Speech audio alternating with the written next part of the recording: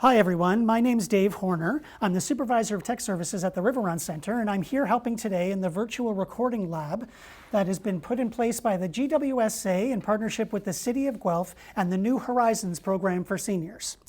So this is going to be a short video to show you how to use the ATEM switcher by Blackmagic Design when you are using the lab and doing Zoom meetings and showing people what you might be doing in terms of arts and crafts and things like that. So I'd like to start by showing you a view of the back of the switcher. And this is just to go through what kind of connections the switcher is capable of and what you'll see plugged in. So the first thing, and probably the most important thing, is on the far left you'll see the power connection. This is where, you guessed it, you plug in the power, and it's not going to work without it. There's actually no power switch on the ATEM switcher, so don't be confused by that. Once you plug it in, you should see lights on the front and know that it is on. Now, working our way across, the next thing you're going to see is a connection for an Ethernet cable or network, and that's going to be used primarily by the technicians when they have the switcher plugged in, so you probably don't need to worry about that one too much. The next one across you see is labeled USB out, and this is where you're going to connect the computer, the laptop, to the switcher. And the idea here is that the laptop is going to have the Zoom meeting happening, and the Zoom is going to be looking to the switcher for all of its input, both audio and video. And this is how it gets there, is through a USB-C cable. The USB-C cable is labeled on both ends so you know which end to plug in where. Now, as you come across, the next thing you're going to see is the HDMI out. And what this is to connect the switcher to a monitor so you can see the multi-view and what's going on in all the cameras at once. We will discuss that a little further on in this video.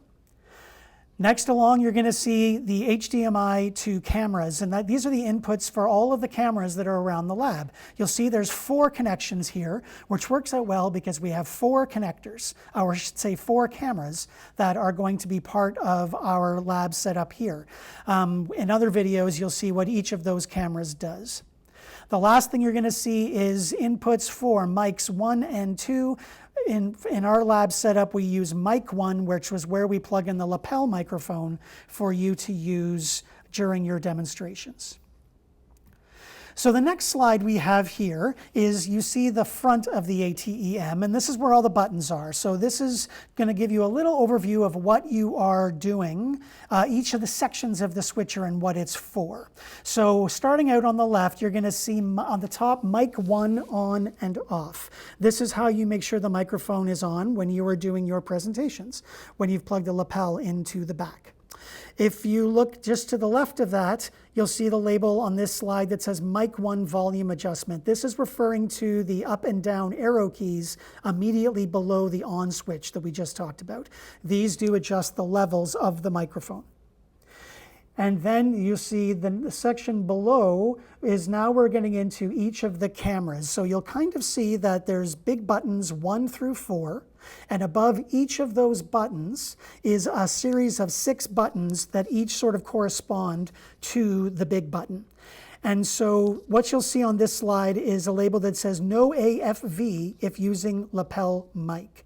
So what the AFV stands for is audio follow video. And really, on the next slide, you're going to see a picture of how we are saying you should set up the ATEM switcher when you're working in the lab. These red buttons at the moment are just to kind of show you what the buttons are. So ignore the fact for the moment that that button is in red, because you are not going to want that on while you are doing your video. Moving across, you're going to see 3 more sections that we want you to look at. First, we have in the upper left, the picture-in-picture, on and off, and it's the location of the PIP. So what that means is if you wanted to use 2 cameras at the same time, this would allow you to do that. If you go off to the right from there, you'll see the key, record, and stream buttons on air, things like that. These are primarily buttons that you can ignore because they are for functionality in the ATEM that allows you to stream directly without having to use something like Zoom. And that's not something we're suggesting for the lab, but it is interesting if you want to read up more about that sort of thing. There's all kinds of interviews and tutorials on YouTube that you can look for that kind of thing. The next section to look at is the section that sort of controls what happens when you go between the buttons. So if you were to hit the 1 button, obviously you're getting camera 1. If you hit the 2 button, you're getting camera 2. So basically this next section, when you see duration, effect, cut, and auto, what these are referring to is what happens when you touch those different buttons. If you're using the button that is cut and it's lit up, all that's going to happen is you're literally going to bounce between the camera angles. If you hit auto instead, if that button is lit up, that's when these duration and effects come into play.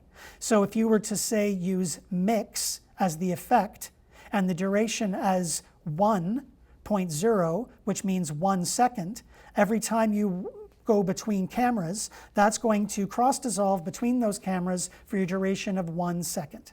You can use either cut or auto. Auto tends to be a little bit more artistic, and cut is a little bit more to the point, but that's okay. The last important button that we need to talk about while we're looking at this slide is the MV button, which is above the FTB button, and we're just in the section of video out. And what that's referring to is the HDMI out. When it goes out to the monitor, what is on that monitor? So if you hit MV, that button, that monitor is now going to display the MultiView, which we will talk in another slide. If you were to hit PGM or program, you're just going to get the view of the camera that you are showing at any given point. So on to our next slide. This is where we have a photograph of the settings that we are saying that are typical for the ATEM to be set up for our virtual lab, and how you might set it up to make sure that you are successful in delivering your program. So just quickly, you will see we've got the microphone button on. We've got all the buttons above the cameras that have audio control, which is on and off, and AFV. Those are all set to off. And what that means is you're not going to be taking any camera audio from the microphones that are built in there. You will see that we have the cut button lit up, which means that when you go between those buttons on the cameras, then you're going to get just a transition from one to the other. You will see for picture-in-picture that it is set to off. And then if you are going to look up, you will see all of the buttons that refer to streaming and recording and those sorts of things are set to off as well, or stop. The last slide we're going to look at is the MultiView Screen, the much promised I referred to a couple of times. So here's what you're going to see on the MultiView Screen. And this is a very powerful screen for you to work with when you are operating the equipment yourself, because what you get to see is ultimately everything that's happening all at the same time, but then your audience only gets to see what you want to show them. So if you look at the program screen on the right-hand side, and you'll see that we've got it labeled what the audience sees. This is what, obviously, your audience is seeing. They do not see everything else on this screen.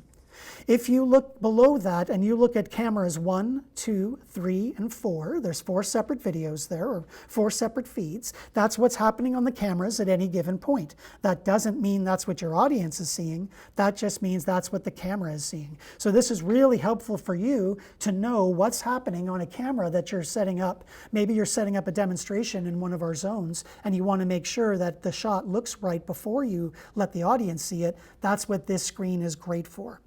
And then if you were to look at the upper left there, you'll see preview. That's not something you really need to concern yourself with. If you were doing a sort of more professional production with this piece of equipment, you would be able to send a camera to that larger preview screen so that somebody might be able to take a look at it in a larger view before you send it to the audience. But that's just a little added extra piece of functionality that's not really necessary here. So the last thing is you'll see some screens across the bottom. You'll see the big one that says off. and stop. Those two refer to recording and streaming type functionality, which we won't be using for the ATEM switcher in this application. And then when you look on the right, you'll see audio levels. And that's where you're going to see microphone levels. And really the important thing there is when you turn on your microphone, you should see green and yellow bars popping up and down, which tells you that the microphone is working. Okay, so that is our tutorial about the ATEM switcher. I hope that you make very good use of this equipment, and if you have any questions, please let us know and we'll be happy to help. Thank you very much.